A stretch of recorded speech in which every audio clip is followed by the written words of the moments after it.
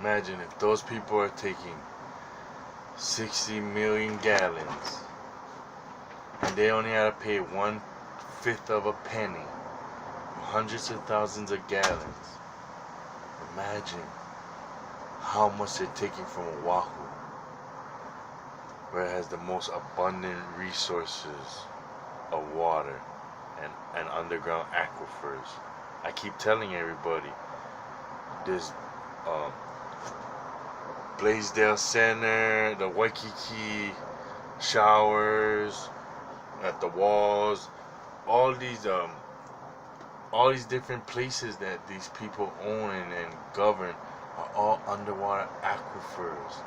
That's why the water is so clean and cold.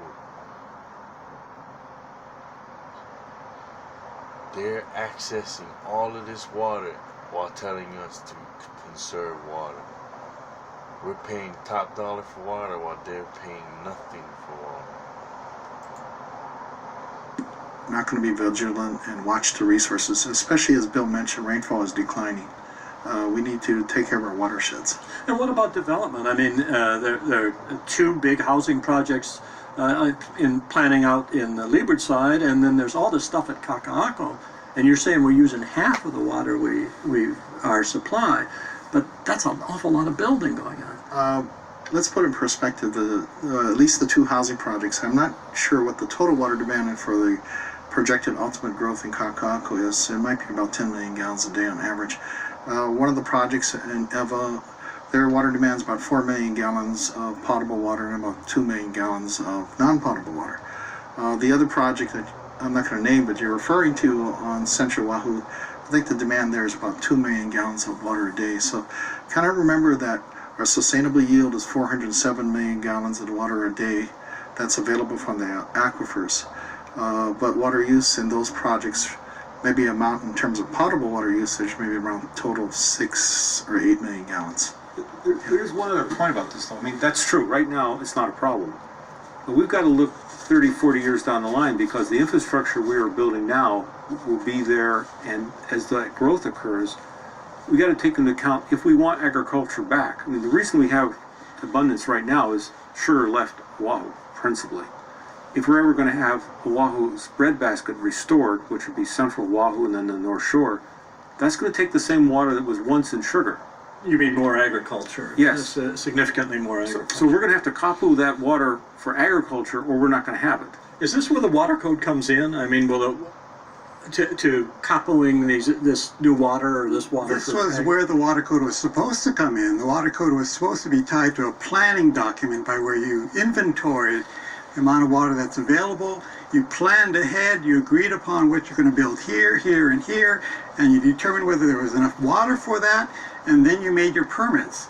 But the water plan was not tied to the permits in the original water code, and that was a major failing of the code. Well, why didn't they do that? Why wasn't that done? Well, the reality was that there was an initial effort which was inadequate because it was very much only an inventory. The plan actually requires you to tie together the particular use to the end use. I will say, just to show you an example, the Big Island has done a plan, which was what this looks like, but the other islands, the other counties, unfortunately, have been rather slow. So we're about 25 years behind in getting these plans in place. When these are in place, then we'll be doing what Bill talked about. This is a critical piece, and this has been lacking, and we're trying to push this now very quickly. And for Oahu, if I could say, the approach has been a little different from the other islands. We've taken more of a watershed management plan approach with 8 different watershed areas divided on Oahu. One thing to note is that Oahu is predominantly a groundwater management area that is controlled by the Water Commission, looking at the water resources. So in terms of compromising the groundwater resources on Oahu, we feel pretty confident by working closely with the Water Commission that the Board of Water Supply can make sure that the resources are protected. Our plans are, we've done 3 of 8 plans, and we hope in the next 5 to 10 years to finish the rest of the plans. And how will the next generation of farmers get water to farm? Do you see in the long run? I mean, I constantly hear about Maui it seems to me as long as I've lived in Hawaii, I've heard about problems on Maui with water, droughts or in some part of the island or another. Do you see it in the long run? Well, I think right now, because of our accomplishments through the years of getting back some water into the lois, what I see today on a daily basis, we're finding more young people coming back and farming. Taro is a staple food. It's a way of life for us. And it did make a difference when the water was started to come back. And you can go out there today, you can see a great difference. I don't think our Hawaiian people and our people in our community and villages is going to give it up, because it's a way of life that has been interrupted by diversions. And this, like I said, I'm a sixth generation. I'm just one. There's many more like me.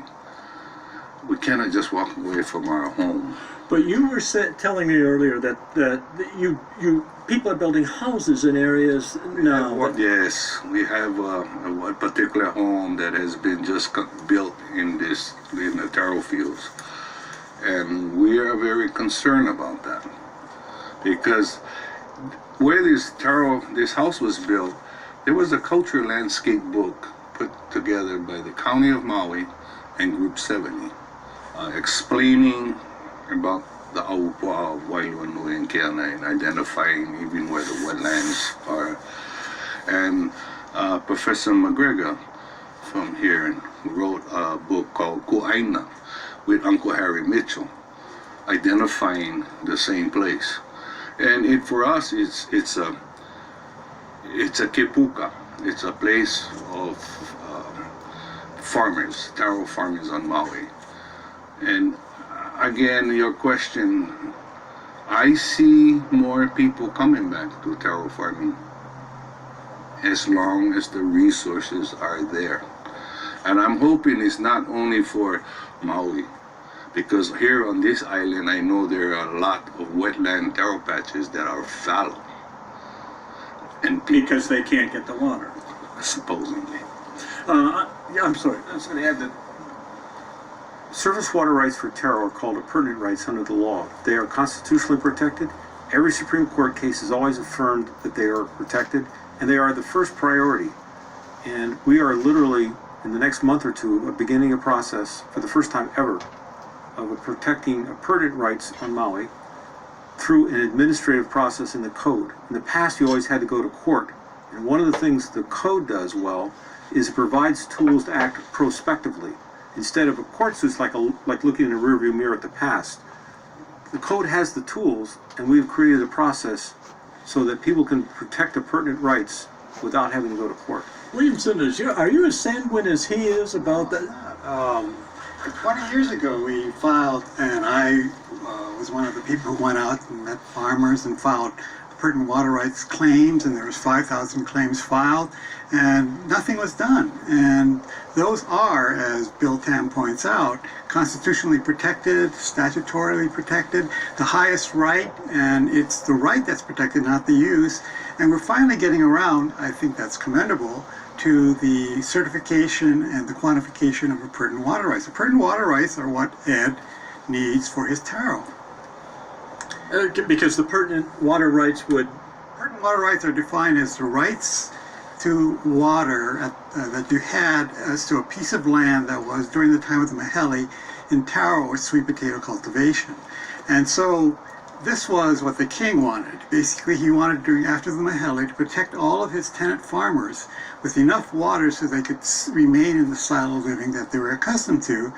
And yet the sugar companies were able to convert the law into one in which they owned the water, and they began diverting it and taking it away from the windward sides, creating a shortage of water and forcing Hawaiians to move from the windward sides. I'm not here to defend sugar companies, but they did invest a lot of money, did they not, in the ability to move water around and to take it places that frankly aided the state and aided the growth of the sugars, and I think on Maui it helps employ 600 people on a plantation. Right? The plantation did do good in that sense, but from what I understand, in the late 1800s, when they were allowed to dig the ditches, there were rules that if you had affect anyone below the diversions, Right. you were supposed to release it.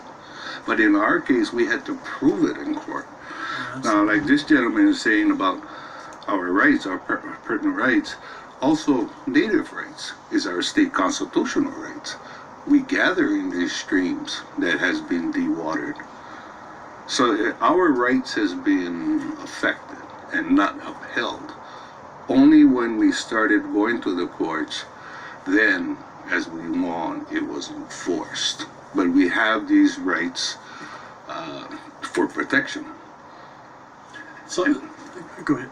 Well, all we want them to uphold our rights. There is no water that flows from one island to another. Therefore, why should the state have anything to say about how water is used? Let each island make and enforce all the laws regulating water usage on that island. You'd like that, wouldn't you, Ernie? Because you got a lot of water. Yeah. Actually, when the Honolulu Board of Water Supply was created, it had some of the regulatory powers that the commissions had taken on in terms of especially